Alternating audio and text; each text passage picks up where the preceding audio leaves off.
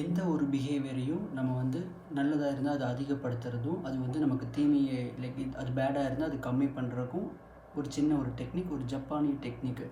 என்ன சிராஜு, இந்தியாவிலலாம் டெக்னிக்கே இல்லை, ஜப்பானில் இருந்து தான் டெக்னிக் வேணுமா அப்படின்னா, இல்லை அப்படி இல்லை. இது இந்தியாவில் ரொம்ப அதிகமாக யூஸ் பண்ணிகிட்டு இருந்தாங்க. ஆனால் இதோடைய கோர் எங்கே அப்படின்னா ஜப்பான்லேருந்து வந்ததாக சொல்கிறாங்க ரிசர்ச்சர்ஸில். ஒரு ட்ரெயினோட ஒரு கேபில் வந்து ஒரு இந்த இன்ஜின் கண்ட்ரோல் பண்ணுற அந்த இன்ஜினியர் என்ன பண்ணணும் அப்படின்னா சிக்னலை எட்டி பார்த்து சொல்லணும். ஸோ அதுதான் அவருடைய பெரிய வேலையாக இருக்கும். அவர் அந்த வேலையை ரொம்ப வருஷமாக பண்ணிகிட்ருக்காரு. கொஞ்சம் வருஷம் ஆக அவருக்கு என்ன ஆக ஆரம்பிக்குது அப்படின்னா, அவருடைய கண் பார்வை வந்து ரொம்ப அப்படியே கம்மியாகிட்டே போகுது. அப்போ அவருக்கு ஒரு சந்தேகம் வருது, என்ன பண்ணுறதுன்னு சொல்லி தெரியல.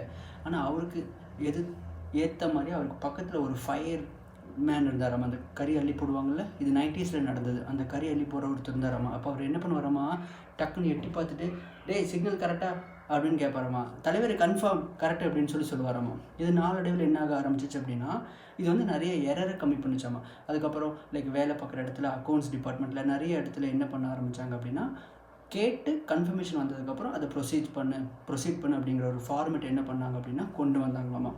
இதுதான் நம்ம என்ன பண்ண போகிறோம்னா, நம்ம அப்ளை பண்ண போகிறோம்.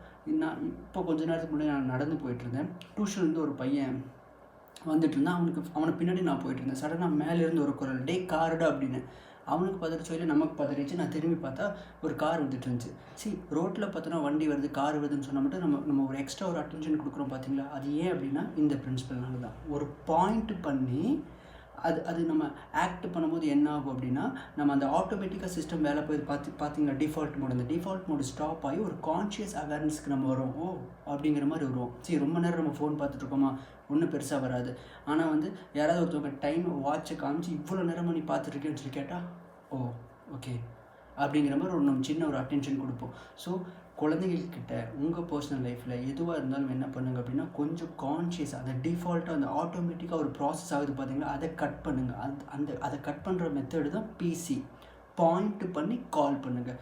இதை கம்மி பண்ணு.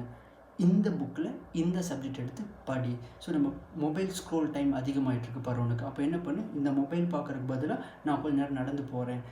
நடந்து போயிட்டு என்ன பண்ணுறேன் அப்படின்னா பாட்டு கேட்டுகிட்டே போகிறேன். அந்த மாதிரி ஒரு விஷயத்தை நீங்கள் பாயிண்ட் பண்ணி அது பண்ணும்போது என்ன ஆகும் அப்படின்னா, அந்த இடத்துல பிஹேவியர் வந்து அதிகமாகும், தேவைப்படுற பிஹேவியர். இதே கம்மி பண்ணும் அப்படின்னா, இவ்வளோ நேரமாக பண்ணிகிட்ருக்கு அப்படின்னு சொல்கிறதுக்கு பதிலாக அந்த டைமை காமிச்சு, இல்லைனா அந்த ஆக்டிவிட்டி என்ன ஆக்டிவிட்டி அவன் பண்ணிகிட்ருக்கான் அப்படிங்கிறது அந்த பாயிண்ட் பண்ணுங்க. ஏன்னா பாயிண்ட் பண்ணும்போது விஷுவலாக ட்ராக்கிங் ஆகுது, விஷுவல் அட்டென்ஷன் கிடைக்குது. அதுக்கப்புறம் நம்ம சொல்லும் போது என்ன ஆகுது அப்படின்னா, ஒரு ப்ராசஸ் ஆகுது.